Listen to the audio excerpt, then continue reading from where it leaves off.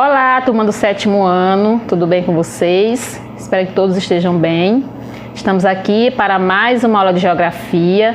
Hoje nós iremos fazer mais uma revisão do assunto, que vocês irão estudar para avaliação.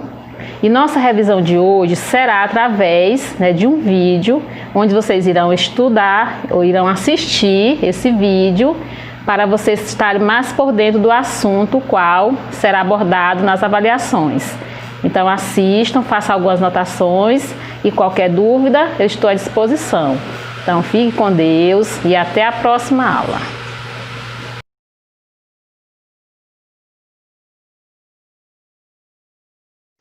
Olá meus amigos, tudo na paz, tudo tranquilo?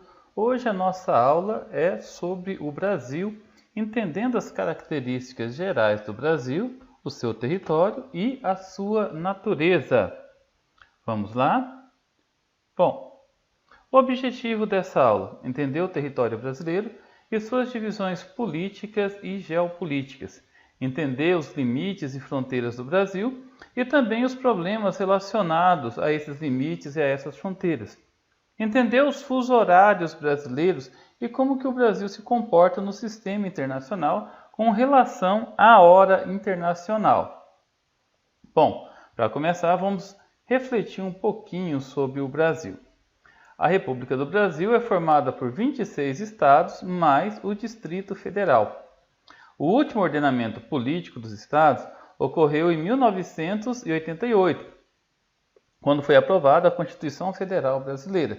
Nessa Constituição, se estabeleceu a divisão do estado de Goiás, criando o estado de Tocantins. Então, o estado de Goiás foi dividido ao meio e foi criado o estado de Tocantins, que passou a pertencer à região norte.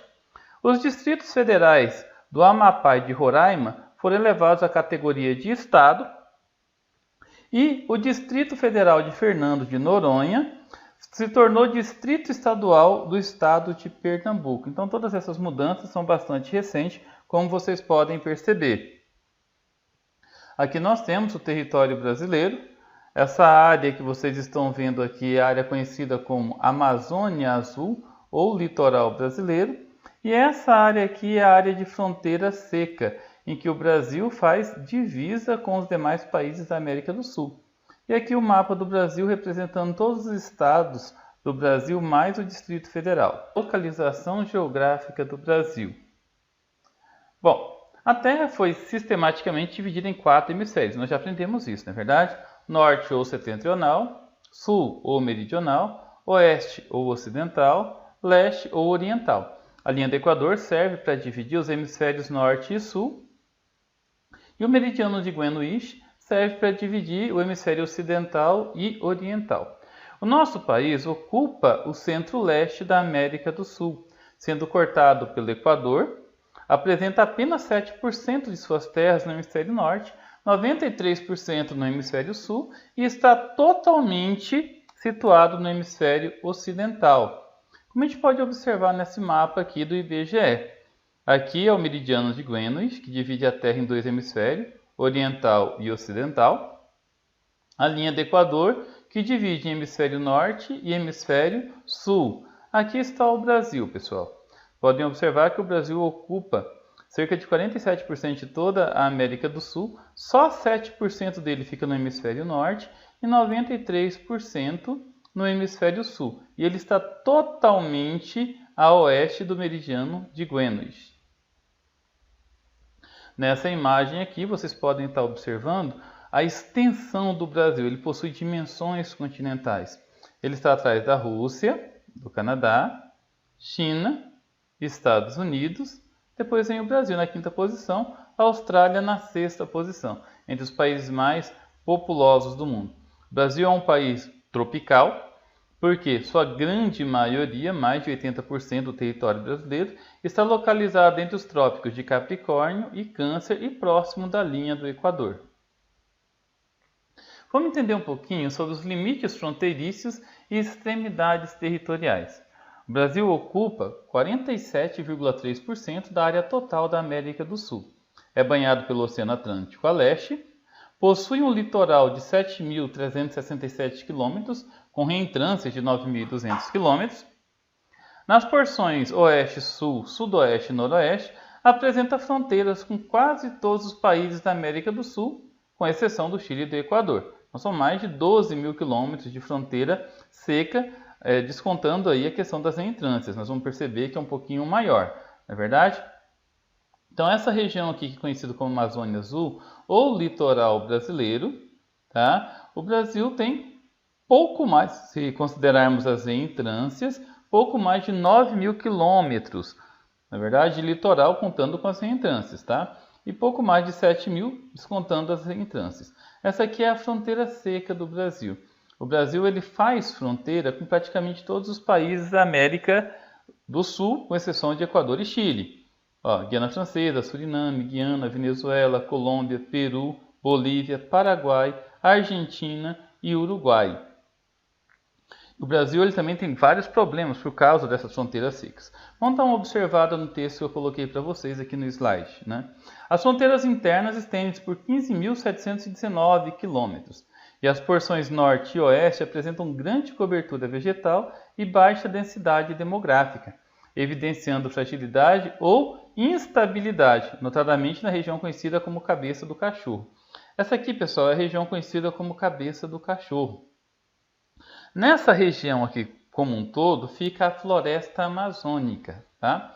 Então faz fronteira com a Venezuela, Colômbia, Peru e Bolívia, a floresta amazônica. Essa região aqui tem graves problemas relacionados ao narcotráfico, aos guerrilheiros das Farc. Essa região da floresta amazônica, se a gente for analisar a geologia do Brasil, é uma região muito rica em diversos tipos de minerais, minerais metálicos como ouro, né, minerais não metálicos como pedras preciosas. Então essa região é muito alvo de garimpeiros ilegais. A floresta amazônica é a floresta tropical mais densa e volumosa do mundo e a mais rica do mundo. Estima-se que a cura para todas as doenças do mundo esteja dentro da floresta amazônica e menos de 10% das espécies de animais da floresta amazônica já foram catalogados. Isso faz com que essa região da floresta amazônica seja muito atacada por piratas, né? Pela questão da biopirataria, pela extração de animais de maneira ilegal, de plantas de maneira ilegal, até mesmo o comércio de madeira de maneira ilegal. Esses são alguns dos diversos problemas que o Brasil enfrenta em relação à fronteira. Apesar que nós temos já vários programas do governo, como o Civram, o Cisfront, o Calha Norte. Na fronteira aqui, do Brasil com a Bolívia, no estado de Mato Grosso, nós temos uma polícia estadual que é o GEFRON, que ajuda a controlar a fronteira, mas ainda assim é bastante precário. Pessoal, agora, a última parte da nossa aula, nós vamos analisar os fusos horários do Brasil. O Brasil passou a adotar o Sistema Internacional de Fusos Horários a partir de 1914. Nesse mapa aqui, a gente vai conseguir entender um pouquinho a UTC, ou seja, o Tempo Universal Coordenado. O UTC é uma sigla em inglês. Essa linha que vocês estão vendo representa a linha de Greenwich, ou meridiano de Greenwich, a hora zero do mundo. Então, para leste, nós aumentamos em 1 hora, e para oeste, nós diminuímos em 1 hora. Então aqui está o Brasil. O Brasil passou a adotar no início do século XX essa hora internacional.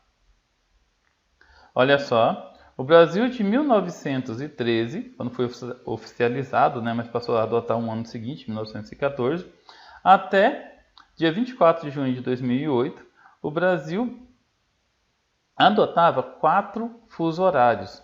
Tá? Então o Brasil adotava 4 fusos horários, como vocês podem ver aqui.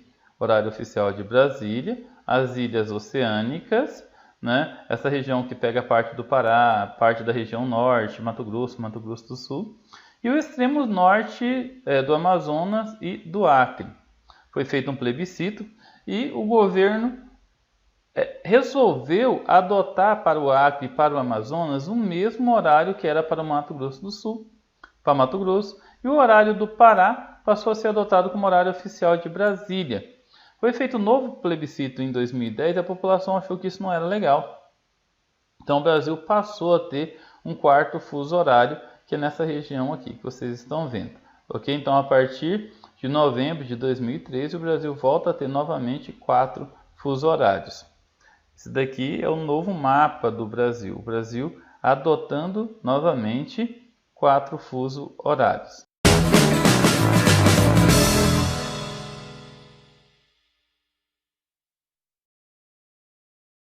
O Brasil, com uma superfície de 8.515.767,049 km², é um país de dimensões continentais.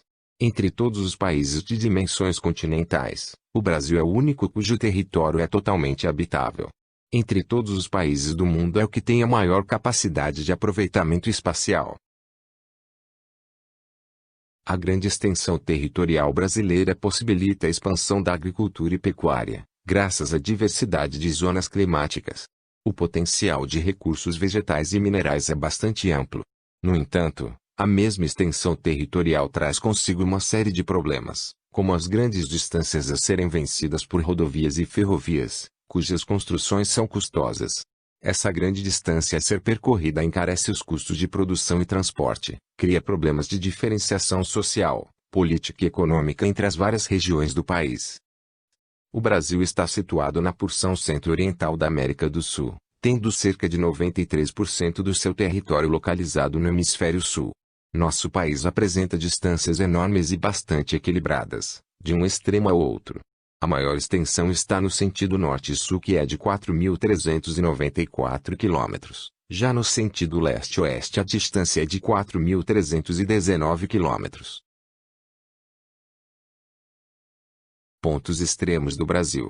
Ao norte, o ponto extremo do Brasil se localiza na nascente do rio Ailã, no Monte do Caburaí, estado de Roraima. No extremo sul, está o Arroio Chuê, na divisa entre o Uruguai e o Brasil.